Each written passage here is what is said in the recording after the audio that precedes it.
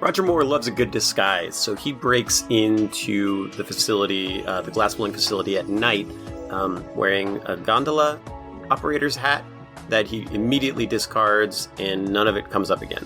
Did you catch that code to the laboratory? That was 1977's Close Encounters of the Third Kind. Turns out the museum is also a lab, with the worst OSHA program ever. When Bond is able to enter the lab and inspect the vials, I definitely got this dino DNA vibe. While inside, he accidentally murders 2 guys with poison gas. Bond kills 2 scientists by just, leaving stuff around and not putting it away. And then watches them die, and then runs away.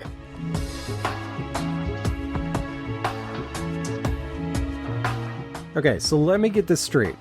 Drax flew a henchman out to Venice just so that he could swing his wooden practice sword at Bond? Of course they send a dude with a shinai into a glass shop.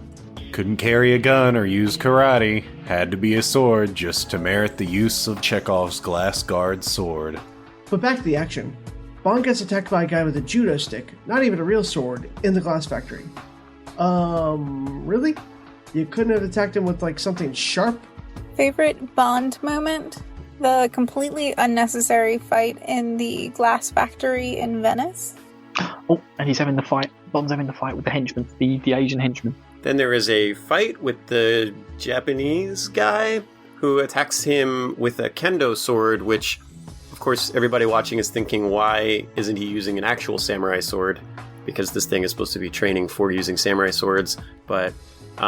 Their fight starts outside, but they go through a door, and of all places, it's the Murano glass factory in Venice, Italy, and it's the gift shop, and they just start destroying basically everything. Oh, that poor museum. And they must have caused millions of dollars in damage in this iconic factory. Some of that glass is fancy, going up to $1 million.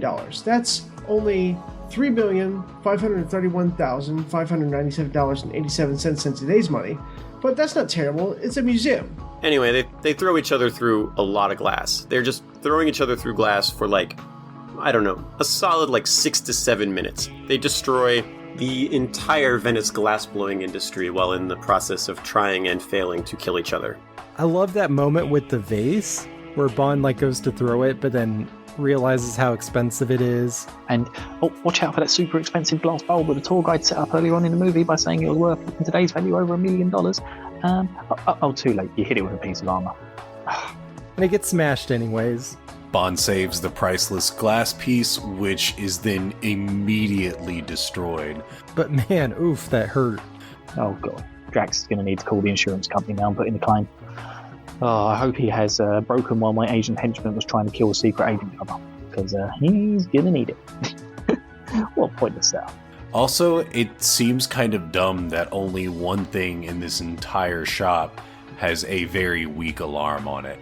It's my favorite because it's just so completely over the top. Wait a sec. What happened to Bond's wrist darts? Those would really come in handy right about now. He eventually kills the guy by throwing him through a clock tower into an orchestra onto a piano. But anyway, Bond overcomes and throws the villain's henchman out of the window. And he dies, and that's the end of that guy. Play it again, Sam.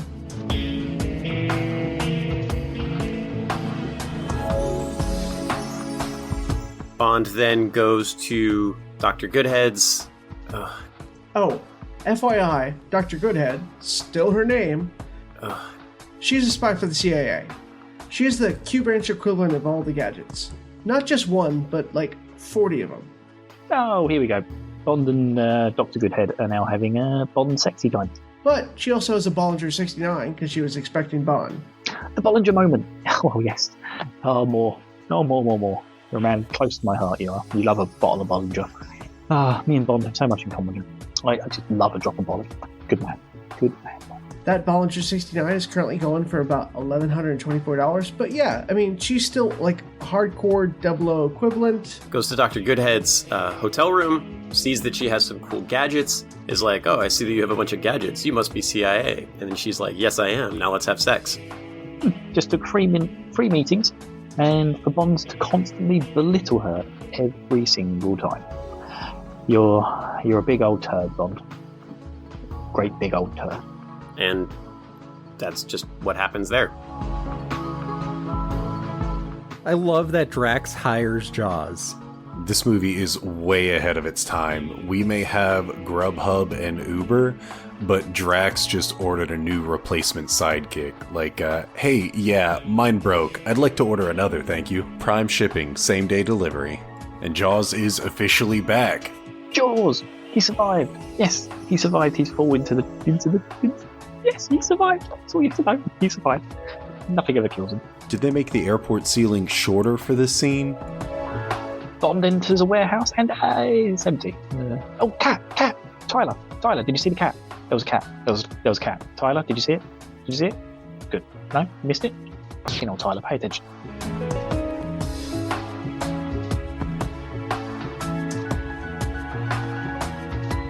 So there was a box in Venice when he's fighting that said Rio, so clearly James Bond has to go to Rio. He goes on a Concorde, which is kind of cool. You don't see those anymore.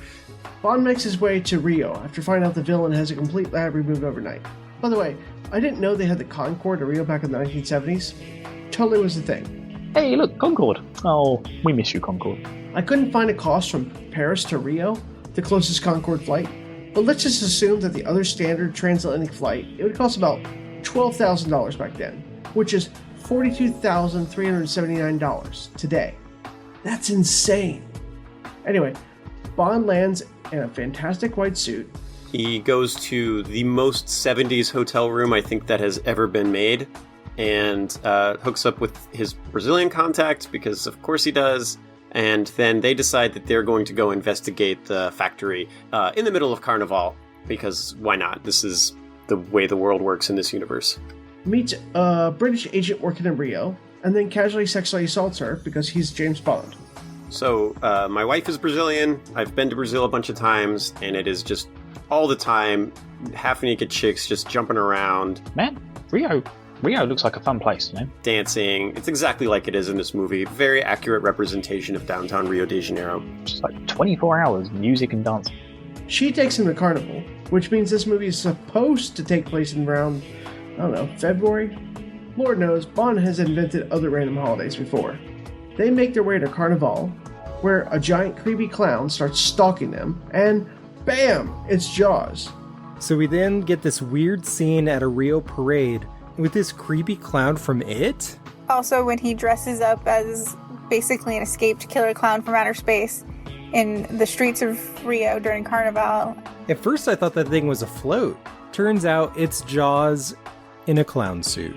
Can I say that there are very few things that are more terrifying than Jaws walking towards you in a giant, creepy clown papier-mâché costume? That shit is terrifying. Jaws tries to murder the agent. Bond interrupts. This interaction between Jaws and Manuela is pretty dumb, because she doesn't kick or scream or anything. She just kind of stands there and lets him murder her. I know it's just that, like, Richard Kiel has this mouthful of fake teeth, so he wants to show them so that you can see the menace of his, like, iron teeth and how he's gonna, like, bite through everything. But when all of, like, the bikini girls and party dudes in Rio come and grab him and start, like, partying down the street with him, it just looks like he's smiling and having a good time. But Jaws is too polite to fight through the crowd as a 7'2" tall man. Jaws is just the worst henchman for hire. I mean, it's just a crowd of people, and they push him away, and he lets it happen. It's just, rubbish. Probably one of my favorite lines from the whole movie is, "Do you know him? Not socially. His name's Jaws. He kills people." After that, James goes to investigate the airport wearing a full suit in Rio, which is just crazy. That thing's like 1,000% humidity. But he makes his way to the top of a mountain, ends up running into the CIA agent. Crazy times.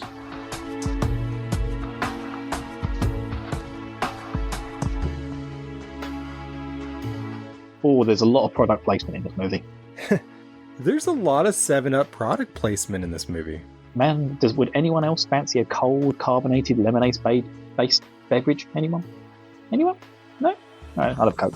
But then Jaws jumps in and decides to attack them on the tram, because that's what Jaws does. Oh, the cable car. The cable car. Then we get the great cable car fight, which is pretty good. Like, the stunt work on this is pretty amazing when you're looking at it from the outside. Like, they really had guys out on top of these cable cars fighting, and, you know, it's not quite up to the standards of what we expect in an action sequence today, but the fact that they're, like, really out there doing this is really impressive. Some very impressive stunt work here. I'll admit I don't know the mechanics behind cable cars, but would a cable car remain perfectly still with a cut cable? First of all, Jaws apparently only works with, like, other bald henchmen. And once again, leave it to Bond to be the movie with a cable car chase scene. This is great. Whatever. This is tense, suspense. Jaws is showing what a good henchman he is, by how strong he is and everything. It's just, yeah, this is really, really good. Second, Jaws seriously has some crazy strength, because he crushes a 3-inch cable under tension. I don't think his jaws work that way. I mean, I mentioned this in this last movie, but just because your teeth can cut stuff doesn't mean your jaw can actually stand the crushing strength. It would rip his jaw right off his skull. As cheesy as it is, I think the action in some of these scenes, like that moment on the cable car in Rio with Jaws, I think a lot of these scenes really work. Fun cinema. This is fun cinema right here. This is. I've never been on one of these before, so I asked my wife about it, and she was like, yeah, it's pretty much like this, except that there would be so many people it would be impossible to even move around on one of those cable cars. So this is the James Bond version of this vacation. Cut to Jaws making the weirdest vertical jump ever across 2 trams. Jaws rides up on another cable car, jumps across to Bond's cable car, and they fight. Bond defeating Jaws, and then jumping on a zip line by getting captured and thrown into an ambulance. Bond escapes. Jaws crashes the cable car in a way that I don't think is actually possible or that it's designed to explode, and then meets a girl who they immediately fall in love with each other, inexplicably, and the music is very weird. And then we get to see Jaws fall in love. When he finds the love of his life. The music and sound choices for this movie are bizarre. Oh, Jaws is trapped underneath a giant cog thing, and then helped by like a 4-foot tall, 5-inch tiny hot chick. And then at the end of it, who do we meet? Yes, we meet a busty blonde girl with pigtails who somehow manages to also be part of the bad guys' plans and team. Yeah, really weird. But it's the love interest for Jaws. Oh, I just love it. Love it. Which for some reason we always remember as having braces or needing braces. Solid Mandela effect. She totally should have had braces.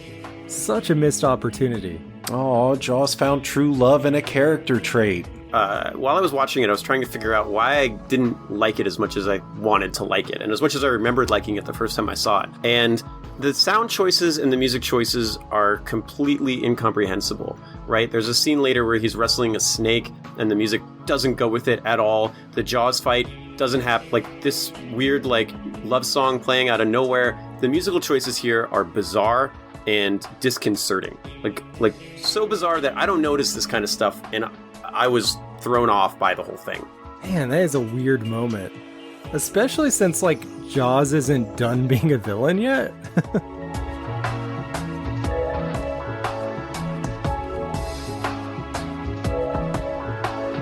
Anyway, James Bond survives the battle on the cable car, falls on top of Dr. Goodhead, and they start making out. And then a couple dudes in white suits carrying clubs show up. They're like, hey, what's going on? Bond's like, we're good. Let me just, like, I'm busy here. And then as soon as he goes back to make out with her, he gets clubbed in the back of the head and handcuffed in the back of an ambulance. Because what about this scenario did not set off your spidey sense here? How did Bond not think paramedics randomly appearing on a mountaintop weren't suspicious?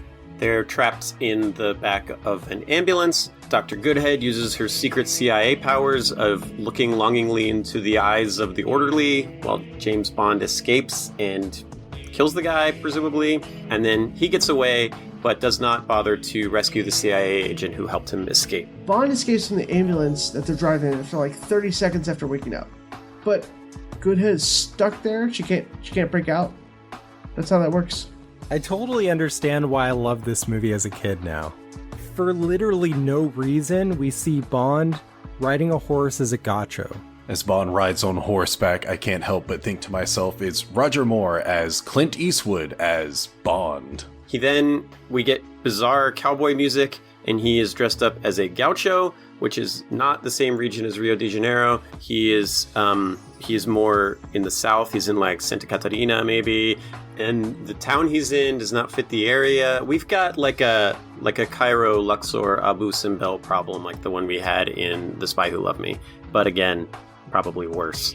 Bond then reenacts the good, bad, and the ugly in the middle of a Q Branch church, where Moneypenny and M apparently have an office in the middle of Rio, because of course they do. So not only does Q have a hideout at the archaeological site in the middle of an Egyptian pyramid, he also has digs in the middle of a monastery.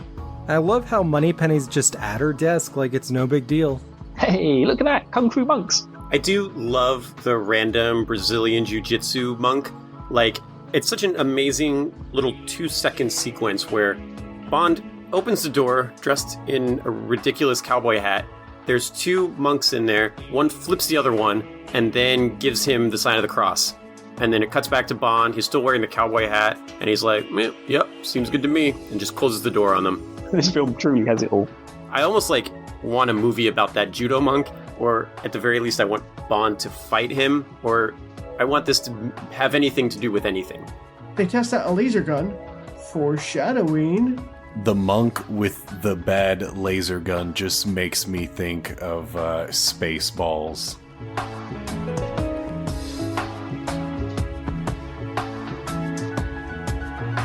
We get this completely random and unnecessary boat chase. Just in case the first boat chase didn't take up enough time, now we're on boat chase number 2.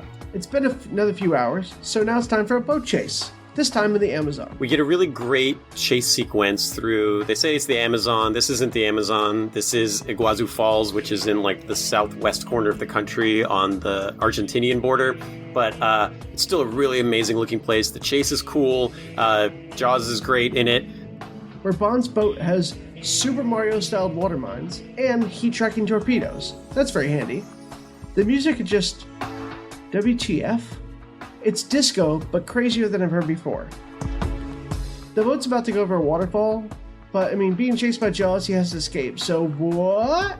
It has an integral hang glider. The hang glider! Okay, I know I said the hover gondola was my favorite prop in the movie, but this hang glider in the boat is, like, real badass. And then you get James Bond hang glidering over the falls while Jaws goes over the edge. And Jaws is just as unkillable as ever. And for the 3rd time in the movie, we find out that Jaws is literally indestructible. How is Jaws still alive? He somehow survived an exploding underwater base. He's fallen out of a plane, and he fell off of a waterfall the size of Niagara Falls. Like it was no big deal. Oh, I love it when Bond paraglides out of the boat. But, again, it's another moment in the film where it's seemingly impossible to kill Jaws as he falls off of a gigantic waterfall cliff while in a boat that will clearly explode at the bottom, and yet he doesn't die. What is this man made out of? No, well, I know it's implying he's made out of metal, but, seriously, come on. He should be dead. This dude's like the Terminator. No wonder all the villains keep wanting to hire him. He's like a force of nature.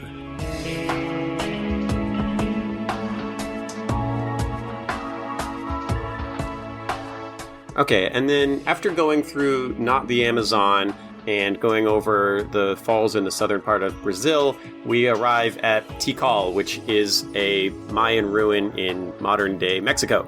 And so the Amazon doesn't have ruins like this. There's no ancient civilizations that live there like this. This is a very, Mexican, Central American, Yucatan Peninsula type of ruin. But it doesn't matter. It's all South America. Let's go. Drax is a dick, but that is one cool Aztec temple base. Bond makes his way to heaven, or at least heaven for Bond, because it's a girl of every flavor. You gotta love that Bond is calm as a cucumber, while literally all of Drax's girls just appear from absolutely nowhere. Oh, Drax's army of beautiful women, okay? Now, I don't care what the job is, I want in on your evil plans, Drax, you have got the perfect operation, and I am the man that you need to come and work for you, Oh, Bond, always thinking with your dick. I let out a very audible laugh at the catapult rock. Where's Admiral Akbar when you need him? It's a trap. But they cosplayed 1997's Anaconda. Naturally, because Bond fought a shark in the last movie, we have to do that, but shittier. So this time he fights a boa constrictor, which is a very not awesome looking prop. And the music is just completely bizarre while this is happening. One thing I do love about this sequence, however, is how the layer is like full of all these hot girls, and Bond is looking at him and he's like, yeah, I'm James Bond. And then this platform just catapults him into the water where he gets attacked by a snake. Then he has to fight the snake. He kills it. But then as he's like getting out, he's just like, yeah, sorry girls, I don't know. This doesn't usually happen to me.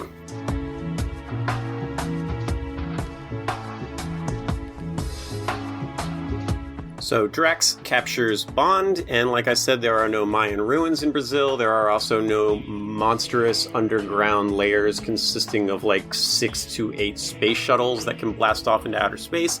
But this is James Bond, let's just go with it. And Jaws throws him into a rocket ship launch location with Goodhead.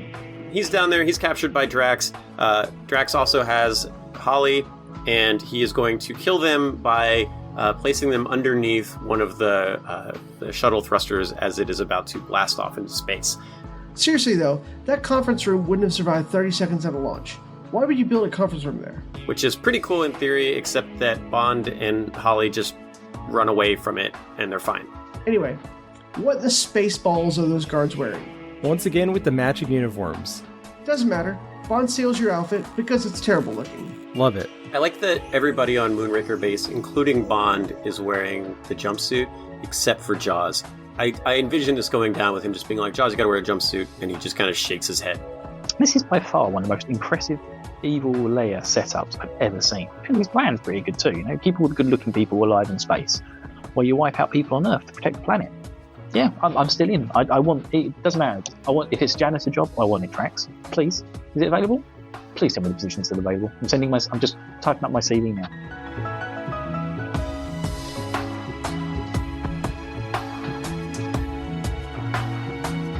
They managed to steal a Moonraker space shuttle, and in continuing with the very consistent theme across all Bond movies that he can drive or pilot anything, he sits down in the driver's seat of a space shuttle and is like, yeah, I got this. I normally don't speak much to the lack of realism in these Bond movies, but that launch was so laughable. That whole complex would have been covered in flames and smoke. Now also, the amount of rocket fuel this guy would have needed to smuggle into the middle of the Amazon rainforest to fill up these 6 space shuttles to get them into space.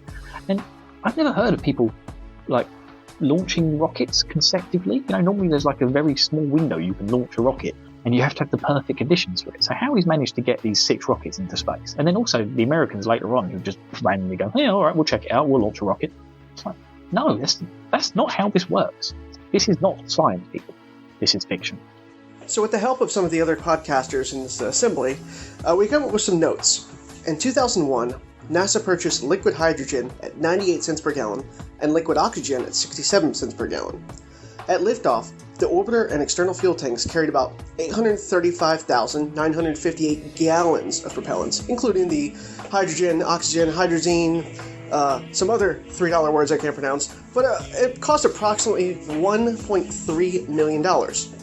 When the American Space Shuttle program was active, the average total cost of a launch was about $450 per STS mission.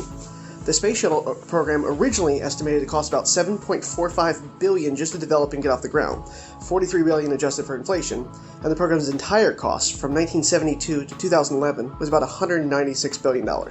So, if you calculate the average cost of NASA launch and the amount of money it took them to get developed the 6 orbital vehicles, Drax is looking at spending at least $10.2 billion in 1979's money. That's not even counting the cost of the space station itself, which would have been beyond astronomical. The ISS would have cost over $150 billion to build alone, and this thing had a 3-story atrium. Today, it costs roughly $10,000 to put a pound of payload into Earth orbit. How many pounds were some of those people on that ship just to go canoodle? Considering the size of Drax's operation, we're talking possibly trillions of dollars for one person. Drax has more money, power, and resources than all the nations of the world combined. That's insane. IECM to internal power. CAA retracted. Moonraker 6 cleared for launch. T-minus 10 seconds.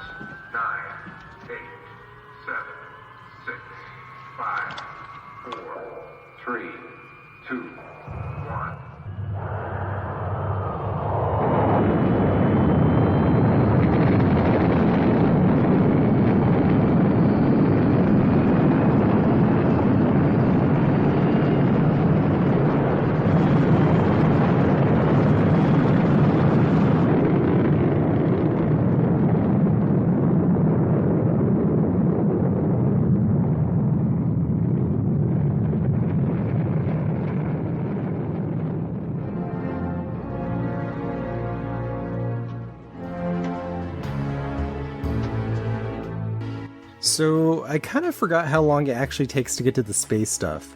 You always think about this one being as the one with Bond in space. Bond in space! But it's really like the last 20 minutes of the movie. We also find out that the space shuttle is full of hot people, and it turns out that Drax's plan is to just put all the hot people on a space station and then destroy the Earth. Okay. I love Jaws' face here. Jaws looks so confused. Jaws is all of us. So okay, this movie's been a little bit bland. But listen, now we're gonna go to space. James Bond is stealing a space shuttle that's on its way to a space station being run by eugenicists, and he's going to space. This is gonna be dope, right? No. Somehow they made James Bond, international man of mystery, flying a goddamn spaceship into the most boring thing that's happened in any of the James Bond movies. After getting launched in Moonraker 6, they hang out in space for a while with their fuel tank, even though the thing usually gets discarded like first thing. And then it just drops. Terrible, terrible, terrible. Okay, so as cheesy as all of the space stuff is, they also kind of make an effort to get some of the science stuff right. Dr. Holly Goodhead then fills out the rest of the astronaut checklist, even though she doesn't work for Drax. Like, you don't actually have to do the work, lady.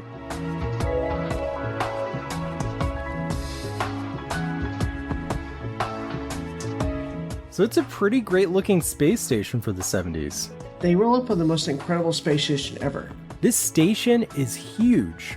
Oh yeah, an evil space station, Leia, in space. So James Bond is in space, where he discovers a secret orbital space station that was presumably built at the cost of billions of dollars over multiple years without anybody noticing this many rocket launches at a time when rocket launches were probably pretty noticeable, considering that the US and the Soviet Union were on the verge of nuking each other at any moment. But let's suspend all this disbelief. Let's go. Space station, out orbiting Earth. We're gonna go up there and fight all these people.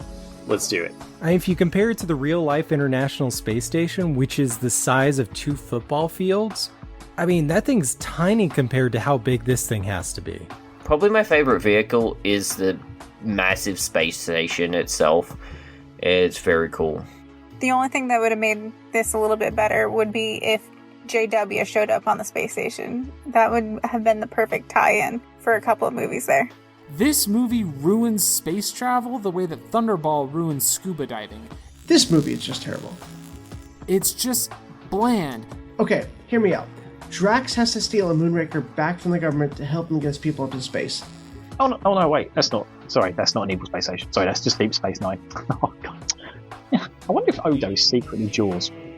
I can see Bond rubbing some Ferengi's ears before this movie's finished. Mark my words, people. Mark my words. How in the living hell did he get this thing up there? Fine, I'll give you, he has radar jamming, but even then, this thing has a 3-story atrium and a gravity well. WTF? Wait, the space station's empty? Who built it? How can it be empty? You can't just launch something that big into space and have it empty and not be working. It must have taken thousands of people, like years and years of man hours to get that thing operational. You don't just have it sitting there in space turned off and someone gets on and turns on the gravity and then, oh yeah, here's my evil space station filled with my special gas canisters. It's just, no, that's not how this works. Also, the first astronaut in the space station hits a giant gravity control button because they can afford the people acting like they were floating in space for more than 30 seconds. I love the zero gravity scenes. What is with everyone moving exceptionally slow in space? Like, it's real hard for them to move. Everyone's moving really slow, and one dude's, literally doing a handstand. But for real, whoever built this thing would have to still be up there in space. They can't just go back and forth.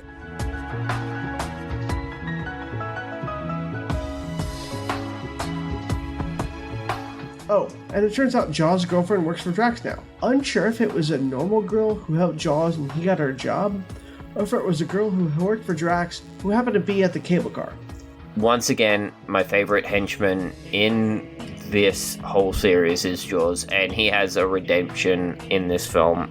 And the best part is when he brings his love to the space station. I really enjoyed that he flipped sides and became friends with James Bond eventually and helped him escape. It shows the evolution of the character.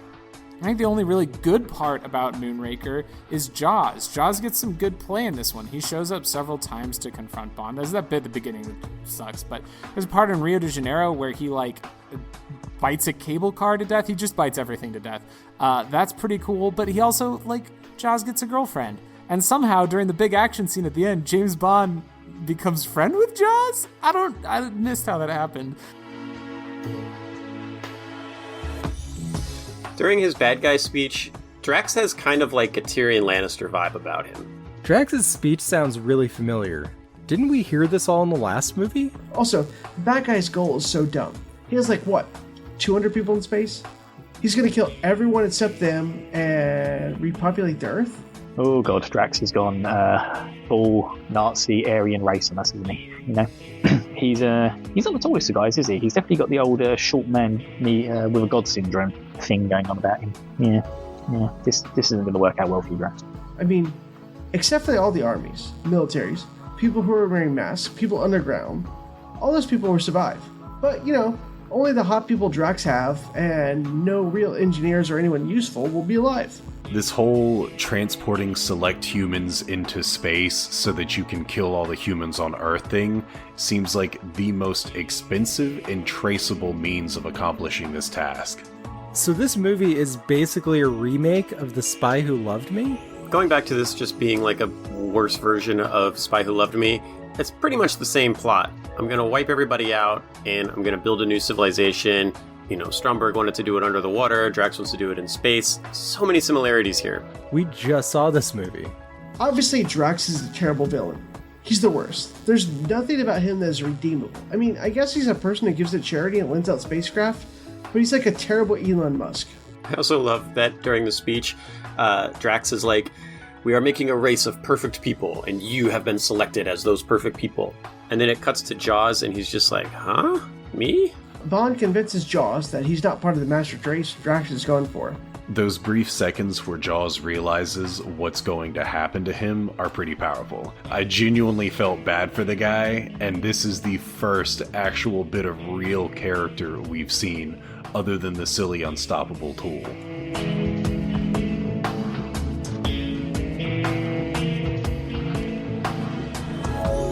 But regardless, Holly, Goodhead, and Bond disable the jammer. The ending sequence, the Bond disables the cloaking device and reveals the space shuttle to the Americans and the Russians. The Americans scramble a space shuttle to go and deal with it. It's like 2 Marines on a space shuttle. I don't know what they're going to do against 500 Moonraker guys, but okay. They go up. We get a surprise face turn from Jaws, who isn't super down with the master race thing, and then Bond disconnects the power to the station. Everybody falls down. Gravity disappears. We get a great line from Drax where he's like, "Space shuttle is approaching. Prepare to laser it," which might be the best line in the whole movie. Then the United States sent up a freaking shuttlecraft full of space rangers. Space Force! Man, this movie called it 50 years early. Then, just when you're like, this can't be any weirder, the back hatch of the space shuttle opens, and there's actually 24 Marines in there with jump packs and lasers. And then just like Thunderball, they're like, what if we have a big war in space? And then the Moonraker station deploys its guys with lasers, and there's a space laser fight in jetpacks in outer space in a spy movie from the 70s. And so there's a whole shuttle full of space commandos who fight against Drax's space commandos? And that's weird. Now, as silly as it is to have all the Marines in spacesuits just flying up in space shuttles, the Air Force actually had its own space shuttle that was kept secret for years that we only found out until a couple years ago. And also, this is definitive proof that America, get this guys, come on, conspiracy time, conspiracy. America, they had a space force in the 70s. Bond is proving this right here in this movie. They had a Space Force. Don't believe the lies that they're just trying to set one up now. You guys have already got a Space Force, and you're already up there firing lasers on evil bad guys with big Deep Space Nine space stations. This is the truth, I'm telling you. So, you never know. So, 15 minutes after the military launches from California, the Army arrives for a scuba diving sequence in space. And Bond hits a giant gravity stop button. In zero gravity, everything slows to a crawl. That's science. But that only lasts for like 2 minutes. Okay, acting over, stop moving slow type button. Now it's time for a space fight. Slow laser battle in space. Yes, yes, yes. And at least it's moving along much quicker than Thunderball's underwater scene. And look, I know this is dumb and cheesy, but like, I kind of am into this battle sequence. Man, this laser fight just gets more and more bonkers as it goes on, and I just bloody love it. It's just like, people are just dying left, right, and center. I kind of dig it. They've got the lasers mounted like chest center, which is probably difficult for aiming, but it makes sense for stability purposes. There's a lot of like fun deaths. People are like catapulting into the sun. You know, if you can just kind of adjust your mind from this is Mission Impossible to like this is Starship Troopers for a minute, there's a lot to like about this scene. There are beams of light flying across the screens. The actors are trying to pretend like there's no gravity, and sometimes they're pretending there is gravity, and it's just bonkers, and I just bloody love it. This whole sequence really takes me back to playing laser tag with my friends. Number 1 platoon, EVA. Number 1 platoon, EVA.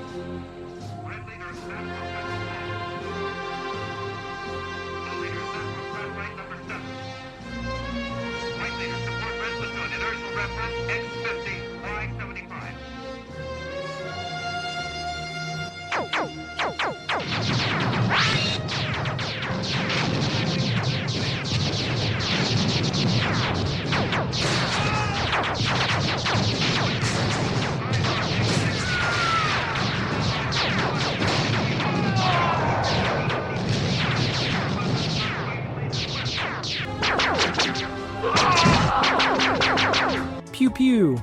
I just love the blue lasers. Like, it doesn't look realistic, but it does look cool. Can I ask what was up with like the Space Rangers laser gun things? They're mounted on the chest height level. Like you can't even aim them like a gun, you have to turn your whole body to get to people. Just bonkers, and I just bloody love it. I love everything about this scene. That's just weird. And there's a big battle on the spaceship, and you're like, yeah, this is definitely the first Bond movie that came out since Star Wars got popular, and you've got the Jaws carryover from the last movie. It's fun to watch Jaws beat guys up. Also, the Moonraker laser from GoldenEye, from the GoldenEye video game, was the absolute coolest weapon. I want one.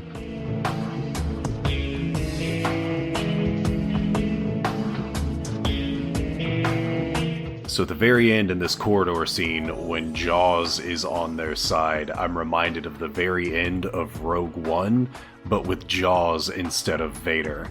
Jaws has brass balls that clank when you knee him in the junk. I think I would enjoy seeing that kind of remake of this movie. Drax tries to escape.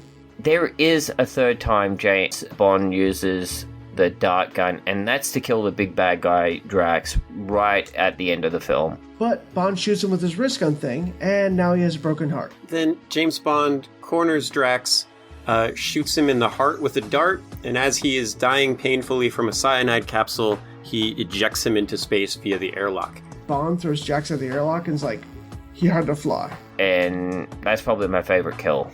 This movie came out the same year as the original Alien. I don't know who blasted a person into space first through the airlock, but it's great, and it's always great, and it will always be great in movies. That wrist gun thing is so dumb. Why would you let Bond have it when you captured him? They didn't check his wrist for like a weird tube with darts in it? Good. It's good to see that everything's blowing up around them, but the first thing they do is put on their seatbelts. You know? Good head, Bond. That's good work, people. I approve. But then, like, James Bond is trying to escape, and he's not going to get away because, oh man, everything's broken, and who's that? It's Jaws. And so he has to call Jaws, who's stuck on the space station that's exploding, and he's like, hey buddy, can you help a brother out? And Jaws goes and bites some stuff, and it makes the shuttle take off. Aw man, I was genuinely kind of tearing up just a wee little bit when Jaws and his girl just kind of accepted their fate and enjoyed the moment with a toast of, well, here's to us. We get the conclusion of the Jaws love story. And it's good. They sit and have a bottle of champagne together. It looks like Dom Perignon. Not quite a bottle of Bolly, but still very tasty. Okay. Good for you, Jaws. Good for you. You deserve love from your huge killing sprees last couple of Bond films. Then Jaws helps Bond escape, and honestly, Bond should have died in this movie. Jaws is the real hero. And his girlfriend doesn't have braces, even though we all remember with braces. It's weird. It is important to note that Jaws survived. They do mention it, that there was 2 survivors from... There's a saying in writing where, screenwriting and novel writing where you're not supposed to get too attached to your characters because it makes it harder to, like, beat them up and give them a hard time.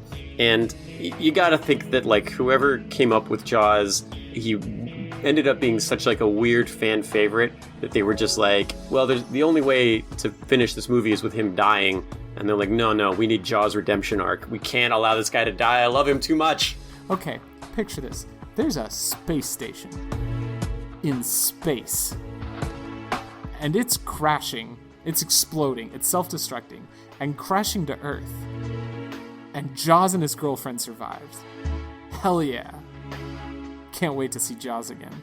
Jaws helps James Bond disengage the locking mechanism in the space shuttle, and then is catapulted off into space, spinning into the darkness, very Darth Vader, and Bond is like, yeah, he's totally gonna live, because that's just what Jaws does. He's unkillable.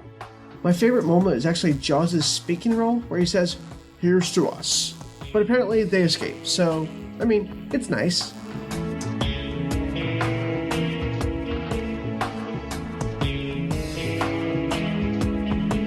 Bond and Goodhead break away in Moonraker 5 and chase down the nerve gas things.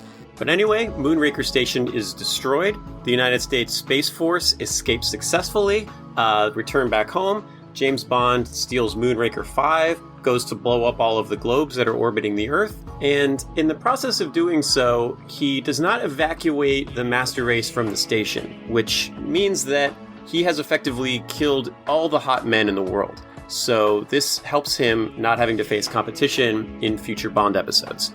And we get a total space camp sequence chasing them down. So, taking out this last globe where it's going to kill everybody on Earth, James finally shows a bit of, like, grit, and it shows that he's truly got a bit of sacrifice to his character, He's always in danger and he's always saving people, but it kind of just always feels like he's enjoying it. Whereas this moment actually feels like a bit of tenseness, and like he won't be able to do it. Like, I know as a viewer that he's definitely going to do it, but there's real grit in this scene, and it's different. They shoot down all of the satellites. We have a very, like, stay on target Death Star trench run kind of situation at the end. The Doc pulls it out, and all of the globes are shot down. It's definitely different from most of the other bits of any more movie. And Bond ends up on a ship with a girl. And then naturally, at the end, Bond is in a spaceship with a girl. It counts as a boat. It's a space boat. It's just not a boat. And of course, naturally, we end with James Bond having zero-G sex with Dr. Holly Goodhead. So the best line in the whole movie comes from Q. I think he's attempting re-entry, sir. He's attempting re-entry, sir. Says Q. Now, I remember watching this when I was a kid, and this was probably the first dirty joke I ever heard. And it was probably one of the first moments I can ever remember. Like, Bond always has like these kissing moments and then it goes black, and as a kid you don't really clock onto that, and I think this was the first time it was him and the woman whooshing together and he says he's attempting re-entry, and I think this was the first time I might have actually belly laughed at a dirty joke as a kid. It's just hilarious. I think this is the first dirty joke I ever heard. And of course the movie ends with a re-entry joke. With a disco Bond theme song. Oh, the out music is great. It's like a techno space remix of the theme tune. It's so good.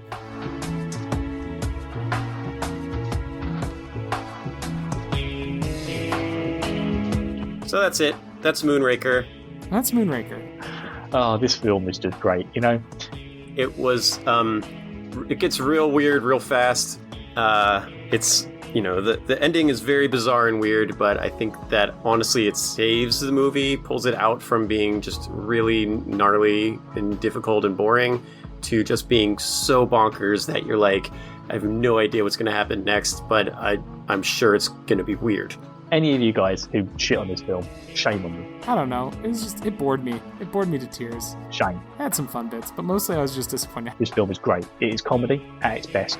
And I, and Michael Caine, and I approve of Moonraker by Bond. Yeah, I thought it was fine. Like, you know, it took a while to get going. Everything at the beginning is just the worst version of The Spy Who Loved Me, and then the last 15 minutes are like a worse version of Star Wars, but just so bonkers and kooky that it has like a weird appeal to it. This is by far the second best Bond film going. Yeah, we've got Living Daylights, Moonraker, and then Skyfall in third. All right, fight me. Hashtag fight me. Come on. How do you make Bond going to space not good? I just don't understand that. It's James Bond and space. How does that combination not equal like the best movie in the franchise? I'm on Twitter at Metunnica, Metunnica. This is the second best Bond film going. Fight me, people. Fight me. Thanks again, as always, and we will see you on the next one.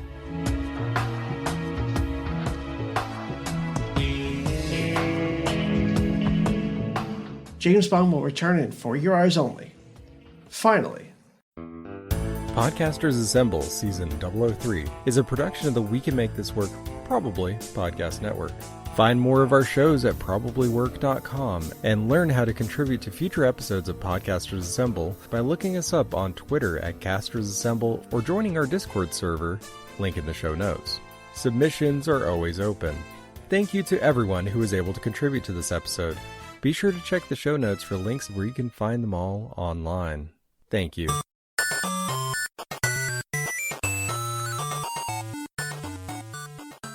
This has been a presentation of the We Can Make This Work Probably Network. Follow us on Twitter at Probably Work for more of our questionable content. Also, we have a website called probablywork.com.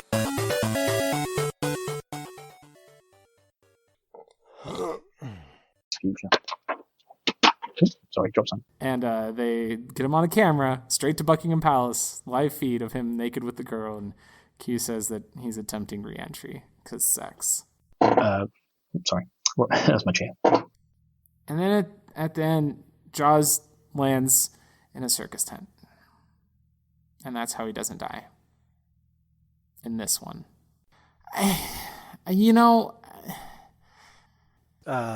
During this entire sequence in Rio, what are those things called?